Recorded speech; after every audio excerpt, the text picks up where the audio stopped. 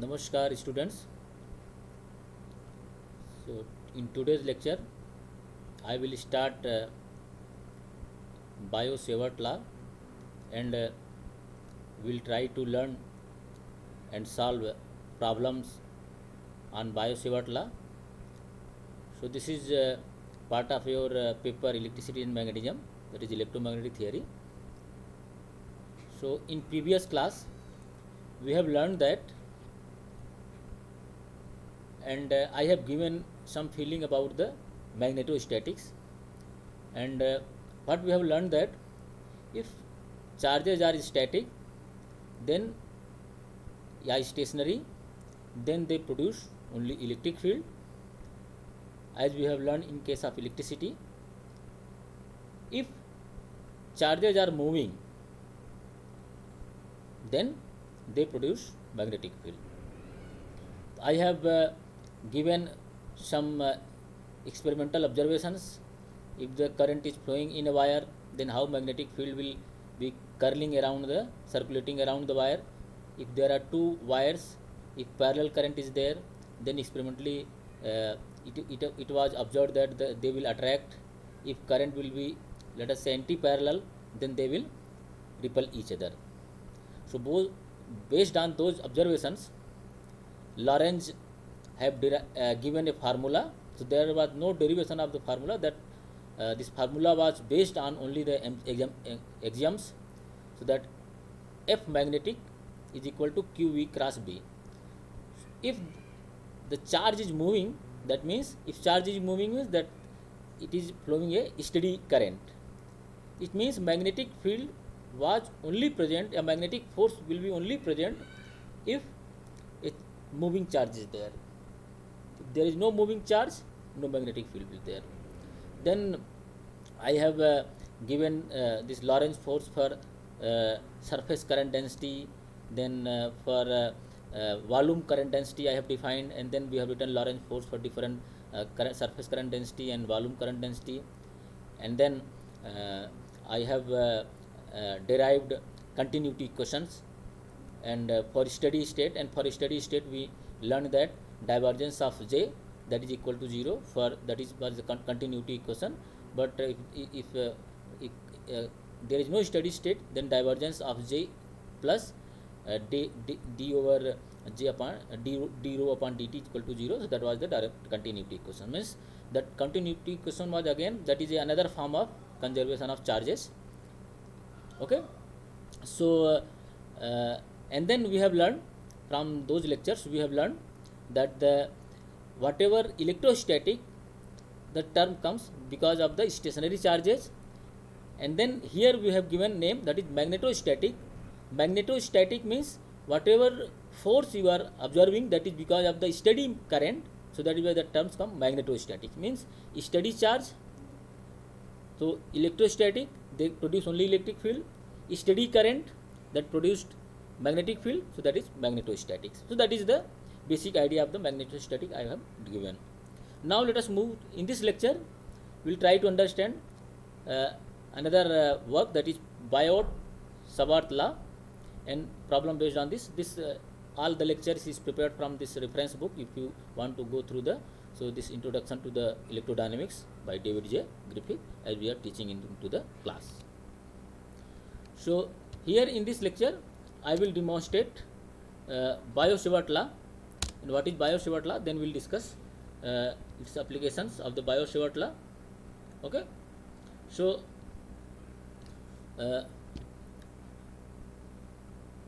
Biot-Savart law, let us say we have a current element, means a wire, we have a wire and current is flowing in the wire. So we will choose a element, that is displacement, small displacement on the current, that is known as the, if we multiply this I and this displacement, that is known as the current element. As we have learned in magnetostatic, whatever force we observe, that is because of the current which is flowing into the wire or into the material. So that is basically given the magnetic force.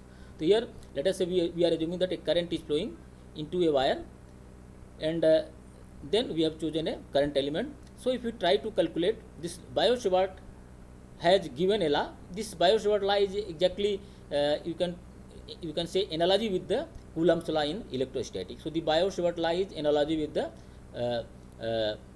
in electrostatic. In electrostatic we know the Coulomb law. Here it is in Biot-Savart law. Okay. So if at p distance some point is there, so one can say, so this one can write the Biot-Savart law, that Biot-Savart law is equal to mu 0 upon 4 pi integral, that is I dl prime, that is dl prime vector, that is current element, cross r unit vector, the unit vector along this distance between this displacement current this displacement current element to the point position where we are measuring the magnetic field. Okay, and divided by the square of the magnitude of this vector. So that is the Biot-Savart law. This law, this law, if you have learned in electrostatic, that was 1 upon 4 pi epsilon 0 q1 q2 upon r square. So here again, if you see, in place of 1 upon 4 pi epsilon 0, we have a mu 0 upon 4 pi. So there 4 pi epsilon 0 was down, here mu 0 is upward, up in up. Okay, so that is mu 0 upon 4 pi, and then in place of q1 q2, here you have a current element. So you have a I dl prime vector cross product with the r unit vector upon r square. It means it is cross vector. It means Biot-Savart law depend upon the angle also. That means depend upon the theta also. Here that is the theta angle between the displacement displacement vector and into the position vector r. Okay. So if you modify this, we can write this Biot-Savart, because this is the r unit vector. We can write r unit vector, or this current is scalar. Let us say we can write B vector, that is magnetic field vector, r is equal to mu 0 upon 4 pi. So that is I integral dl prime vector into cross product r unit vector upon r square, or this r unit vector can be written as a r vector upon r, that is magnitude. So this can be written vector B is equal to mu 0 4 pi I in integral dl prime vector cross product r vector upon magnitude of r cube. Okay. So why I have again shown one figure. If you see here, I have in this diagram I have written this displacement vector, current, that is the function of, that is r x prime y prime z prime, that is function of r prime, and this position, that is function of x y z. Because these positions have been, these coordinates have been chosen with respect to some origin.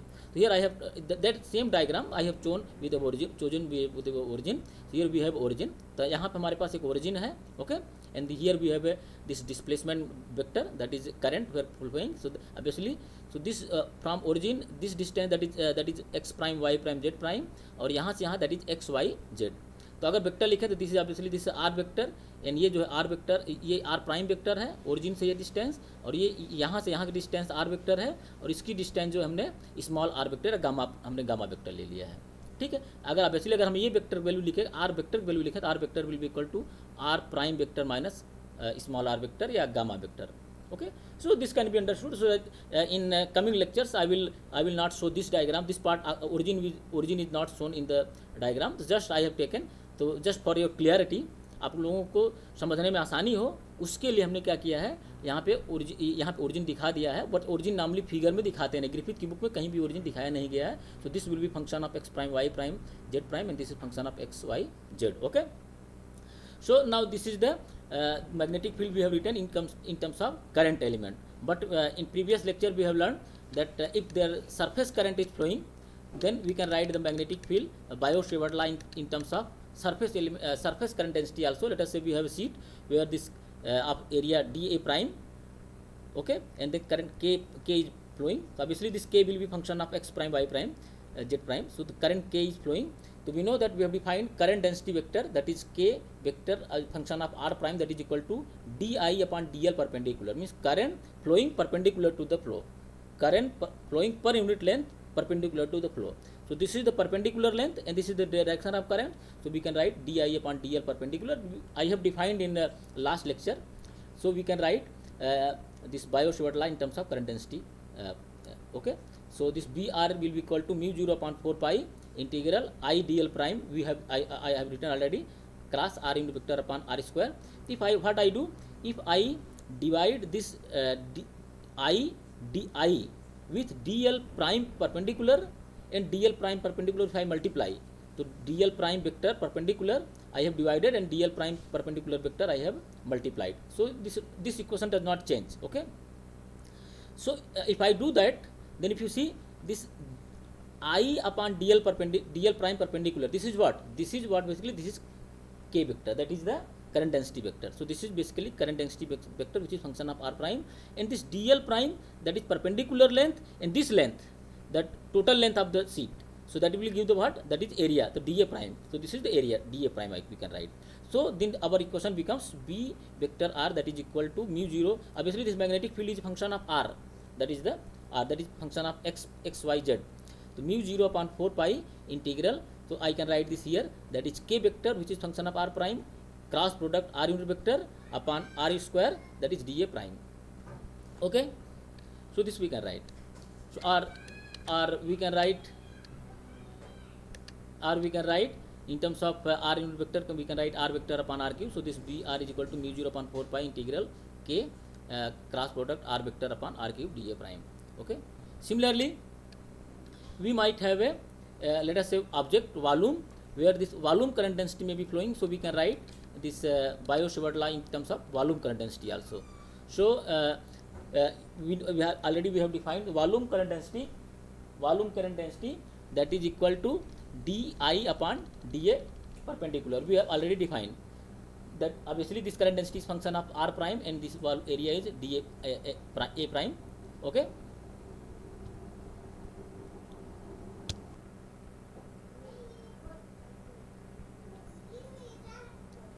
So there we have defined volume current density. So that was di upon dA perpendicular, means current flowing per unit area perpendicular to the flow. Okay. So if you go back to the same equation, that is from Biot-Savart law, so that Br is equal to mu 0 upon 4 pi integral I dl vector prime cross r unit vector upon r square. What I will do here, if we do क्या करें कि अगर यहाँ पे D I है, आई को अगर D A perpendicular prime से अगर डिवाइड कर दें, और फिर यहाँ पे डी ए परपेंडिकुलर प्राइम को यहाँ मल्टीप्लाई कर दें, तो ये दोनों कट जाएगा, तो कोई डिफरेंस नहीं आएगा. ओके. तो मतलब हमारा जो बायो-सेवर्ट लॉ है ओरिजिनल, वो डिमेन सेम. तो क्या कर सकते हैं, अगर अब देखें, अगर ऐसा करता हूँ मैं, तो क्या हो जाएगा कि this I upon dA prime perpendicular, this is equal to what? That is current density.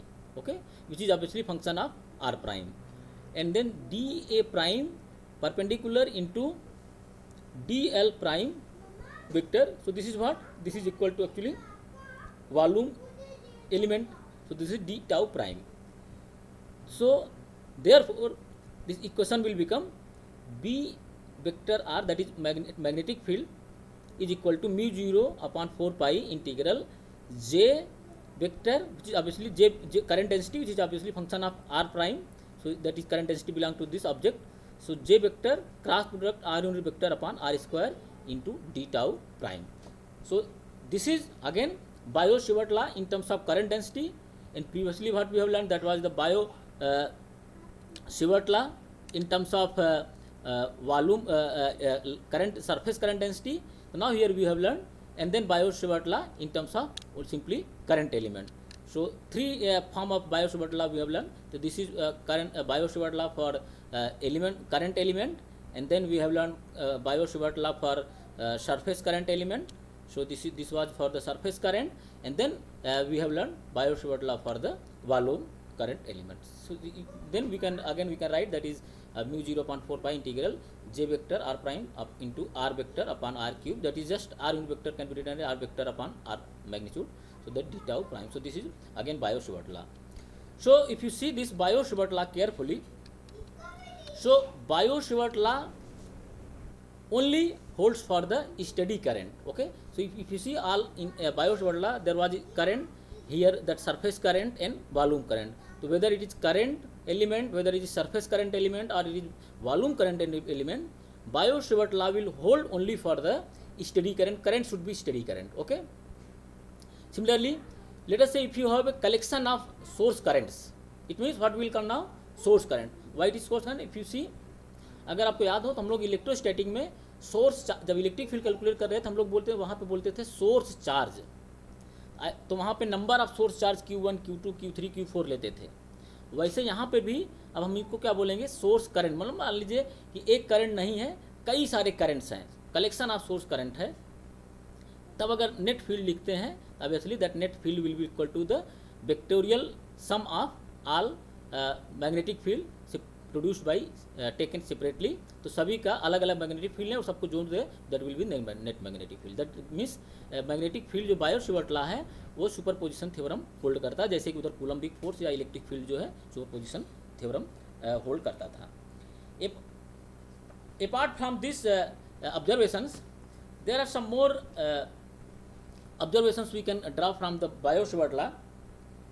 So if you see the Biot-Savart law and if you compare the if you go back, I have not here, but if you remember the electrostatic, in case of electrostatic, so this electric field, that electrostatic field, that was basically how much we can write, that was equal to 1 upon 4 pi epsilon 0 q upon r square. That was the electric field. Okay, q upon r square. So what was the q? Q was a charge, was a scalar quantity. Remember, charge is a scalar quantity. But in the case of magnetic field, if you see, so magnetic field, the magnetic field is produced by I into dl vector prime. Okay, that means magnetic source of magnetic field is basically vector source. Electrostatic field was scalar source, and here magnetic field is a vector source. So this is one observation we can draw. Another observation is that if you see, in case of electrostatic field, the electrostatic field is along the displacement vector joining the source and the field point. Okay, but the magnetic field, if you see, तो electric field क्या था कि source था, source और point जहाँ पे हमें electric field calculate करना था उसकी डायरेक्शन में था, मतलब आर यूनिट वेक्टर था। तो electric field is equal to 1/4πε0 q upon r square r unit vector, mean line जो ज्वाइन करता था उसी डायरेक्शन में इलेक्ट्रिक फील्ड पॉइंट करता था। बट अगर मैग्नेटिक फील्ड को देखा जाए तो किसी magnetic field, the direction of magnetic field is basically perpendicular to the plane containing the displacement vector and the current element. अगर यहाँ पे देखें तो डिस्प्लेसमेंट वेक्टर किसी और डायरेक्शन, डिस्प्लेसमेंट वेक्टर इस डायरेक्शन में है, ठीक है, करंट एलिमेंट इस डायरेक्शन में है, और जो वेक्टर है आपका जो आर वेक्टर है वो इस डायरेक्शन में है। तो इसका मतलब मैग्नेटिक फील्ड जो है हमेशा जो है इस दोनों वेक्टर के जो किस डायरेक्शन में होगा, that will be always perpendicular to the plane containing this vector R and the current element I D L. इसके दोनों के परपेंडिकुलर होगा, वो चाहे सरफेस करंट डेंसिटी हो चाहे वॉल्यूम करंट डेंसिटी हो, सभी के लिए ये होल्ड करता है। और एक चीज़ अगर आप नोटिस करें तो जो इलेक्ट्रिक फील्ड था that was equal to 1/4πε0 q upon r square, तो वहाँ पे कोई थीटा का टर्म नहीं था। मतलब अगर यहाँ पे देखें, so in this case there is an angle dependent Biot Savart law, okay, which was not present in the case of electrostatic case. So these are the few observations what we can draw from the electrostatic and magnetostatics. Another things I have not mentioned, in case of electrostatic it was 1/4πε0, here it is μ0. तो वहाँ पे जो ε0 था that was the permittivity of free space, यहाँ पे जो μ0 है that is known as the permeability of the free space. So this is known as the permeability of free space. तो वहाँ पे 1/4πε0 की जो वैल्यू होती थी 1/4πε0, उसकी वैल्यू अगर आपको याद हो, अपने शायद इंटरमीडिएट में पढ़ा होगा, उसकी वैल्यू थी 9×10⁹.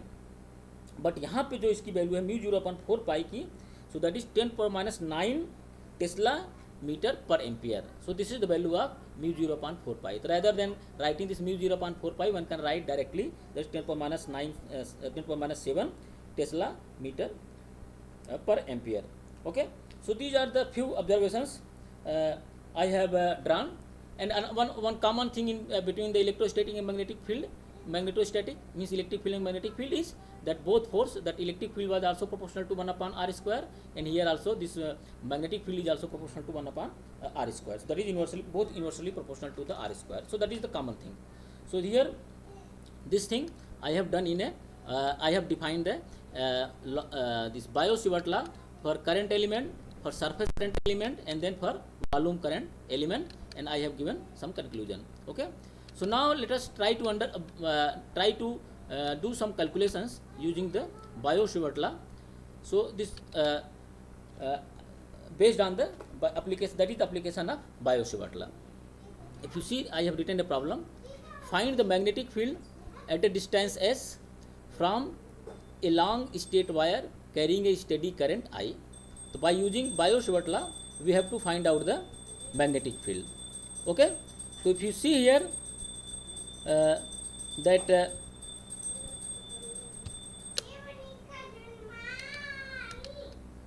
so I think I will make a separate video for the numerical problem based on the Biot-Savart law.